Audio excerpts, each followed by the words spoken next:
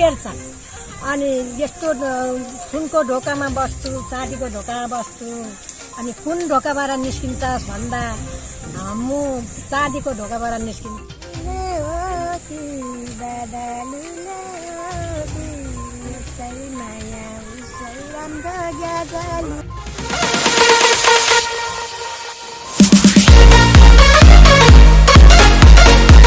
नमस्कार दर्शकबिन, तपाईँ यतिखेर हेर्दै हुन्छ सानो खबर.com। म राकेश चौधरी। यति बेला हामी छौँ बारा जिल्लामा रहेको रामवन स्थित रहेको छ।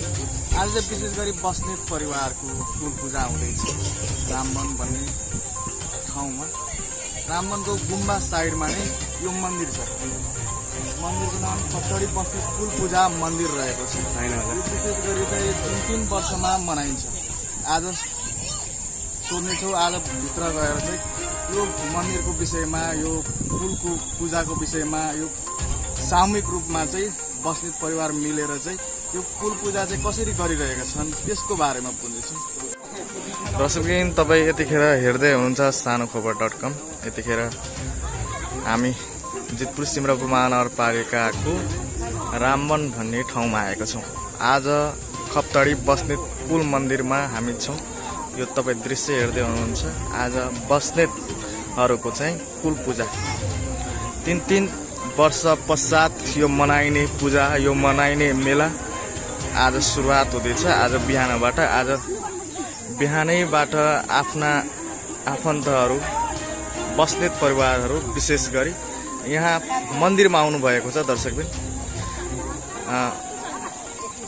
बोकाहरू ढाल्ने, खसीहरू ढाल्ने अनि पूजा गर्ने यो 3 वर्ष पश्चात आउँछ। यो कुल पूजा विशेष गरी चाहिँ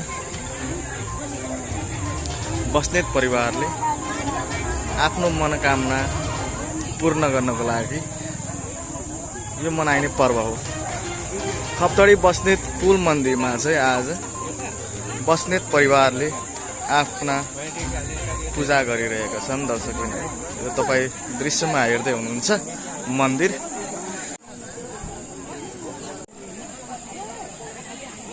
तपाईँको शुभ नाम? जगतबहादुर बस्नेत। आज यहाँ के हुँदैछ? हजुर, दिवाली पूजा। विशेष गरी बस्नेत परिवारका व्यक्तिहरूले यो मनाउँदै हुनुहुन्छ। कति सालमा यो मनाइन्छ? यो अब पहिला सुरु चाहिँ हजुर 3 साल लगलगी गर्ने हो। हजुर, 3 साल लगलगी गरिसकेपछि त्यसपछि 3 सालमा गर्ने हो।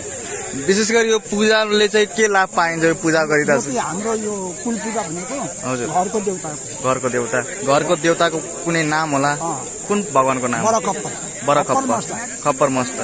यो खप्तडी भन्नाले के बुझिन्छ? त्यही खप्तडी भन्नाले खप्परबाट उत्पन्न भएको। हजुर, त्यही कारण खप्तडी भन्छ। यो पूजाको विधिहरू बताउनु, यो पूजा कसरी चाहिँ गरिन्छ? यो पूजाको विधिहरू हजुर यहाँ भित्र रेकी हुन्छ। हजुर, 18 13 9 18 होइन, 9 18 18 9 13 17 18 17 18। यसको मतलब बताइदिनुहोस् न। यसको मतलब चाहिँ अब त्यहाँनिर चढाउने पर्छ। चढाउने कुराहरू अन्न चढाउने हो। हजुर, आँखामा त्यसलाई चढाउने। पहिला सुरु हजुर सिटीपाइल चढाउनु पर्छ, त्यसपछि खिर चढाउने, त्यसपछि बाबर चढाउने। यो आज चाहिँ विशेष गरी विभिन्न ठाउँमा यो पूजा गरिरहेका छन् होइन? के लाग्छ तपाईँलाई? अब मलाई चाहिँ अब गरिरहेको कुरा हो। हजुर, हाम्रो चाहिँ अहिले भर्खर हामीले बनाएको होइन, बाबुबाजेदेखिको चलन हो। बाबुबाजेको चलन। यो खसी काट्नु, बोका काट्नु के हो? यो त्यसको उद्देश्य परम्परा हो कि के हो? परम्परा यो अब बाबुबाजेले गरेको कुरो। हजुर, यो हामीले बनाएको होइन, हामीले गरेको होइन नि त। यो त बाबुबाजेदेखिको चलन नै छ। अब कसैले भन्छ बोका खानालाई, खसी खानालाई काटेको, तर कसैले भन्छ होइन, त्यो त होइन, परम्परा चलाएको। परम्परा बाजे प्याब्जुदेखि चलेको। अहिले भर्खर हामीले बनाएको कुरो होइन, यो पुरानो। कति वर्ष अगाडिको कुरा हो जस्तो लाग्छ तपाईँलाई? भन्नै छैन। यो पूजा चाहिँ विशेष गरी कुन क्षेत्रमा गरिन्छ? विशेष गरी तराई पहाड पहाडमा बहुतै पहिल्यैदेखि चलेको हो। हजुर, यो तराईमा भनेको यहाँ चल्नु भनेको अहिले 8-9 वर्षदेखि। पार्न धेरै चल्छ। रत्नमाया बस्नेत, आज तपाईँ के गर्न आउनु भएको आज यो ठाउँमा? फुल पूजामा आएको, फुल पूजा मान्न आएको। फुल पूजा मान्न आउनुभएको? यो फुल पूजाको बारेमा थोरै कुरा बताइदिनु न, जानकारी दिनु न। अब जानकारी त पहिलो कुरा फुल पाको खप्पर मस्ता भन्छन् नि, खप्पर मस्ता भनिसकेपछि खप्पर फुटाएर आउँछ गौरी गाईले बट्टारा, अनि त्यो ती खेतमा चिलाउनेको खेतमा गएर अनि ती गौरी गाई म चिलाउनेको खेडामा बसिरहेको छु। अनि बग्छ फेरि के लाउने के खाने, कुन ढोकामा बस्ने, चाँदीको ढोकामा बस्ने कि सुनको ढोकामा बस्ने कि पित्तलको ढोकामा बस्ने कि कुन ढोकामा बस्ने भनेर त्यहाँ गुरुले खेर्छन्।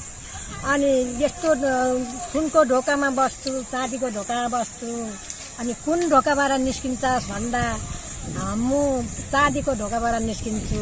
के कति जलधारा कति छन्, कति धारा छन् भन्दा 7 धारा छन्। म 7 धारामा नुहारा, अनि दायाँ कि बायाँ भनेर भन्छन्। दायाँ म दायाँ बायाँ पूर्व साइड निस्केर मैले नुहाई धुवाई अनि म शुद्ध भएँ भनेर भन्छन्। हेर्नु पहिलेको सृष्टि त्यति हो। यो पूजा चाहिँ कति वर्षमा मनाइन्छ? ए पूजा 3 वर्षमा। 3 वर्षमा चाहिँ किन विशेष गरी यो 3 वर्षको 3 वर्षमा अन्तरालमा किन मनाइन्छ? किनभने थाप भएन रे मुङसिरमा गर्ने। अनि मुङसिरमा गरिसकेपछि हाम्रो दाजुभाइ मर भाउ भयो अरे, अब थापेन भनेर अनि यो पञ्चमीमा सारेको। जेठ कहिले जेठमा पर्छ, कहिले वैशाखमा पर्छ, यस्तै भेट्छ। तर रमाइलो हुन्छ। रमाइलो। आजको दिन चाहिँ तपाईँलाई कस्तो महसुस हुँदैछ? आजको दिन चाहिँ विशेष गरी आजको दिन अब यस्तै हो नि, ठिकै छ। पूजा गर्नुभयो हजुरले? पूजा त अब त्यहाँ पूजा त्यहाँ रेखी हाल्ने, बाहुन पर्ने, अनि त्यहाँ भित्र कति देउता बुझाउने गाह्रो छ। गाह्रो त्यो मन्दिरभित्र त गाह्रो छ। यो देउता खप्तडी होइन? खप्तडी नै हो होइन? खप्तडी बस्ने अनि खप्परै मस्त भन्छ।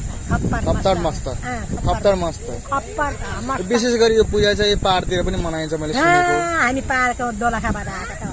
दोलखाबाट आउनुभएको? दोलखाबाट आएको। पहाडमा चाहिँ खुब रमाइलो हुन्छ। पहाडमा त अब त पञ्चे बाजा आफैले बजाउँछ। विशेष गरी यो आजको दिन चाहिँ पञ्चे बाजा नाचगान हुन्छ कि हुँदैन? हुन्छ। खै र देख्दा छैन त क्या रे। बस्नेत परिवारको थोरै गीत गाइदिनु न, तपाईँलाई थाहा छ भने 2 लय यसो।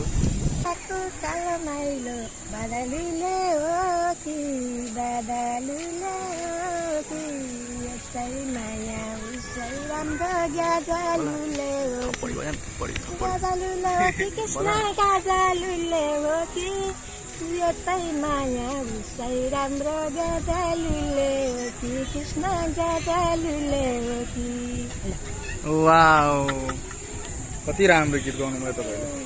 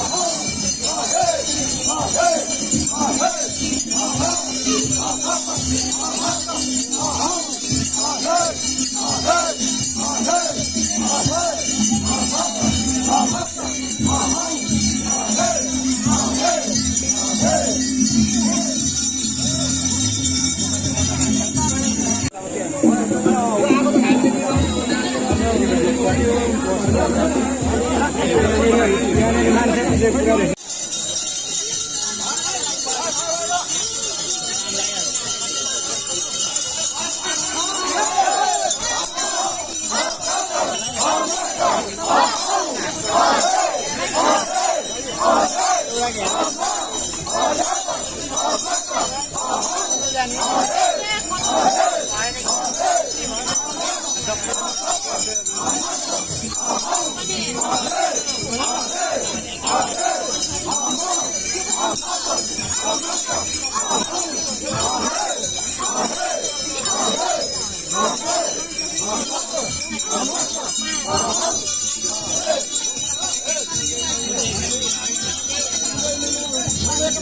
you.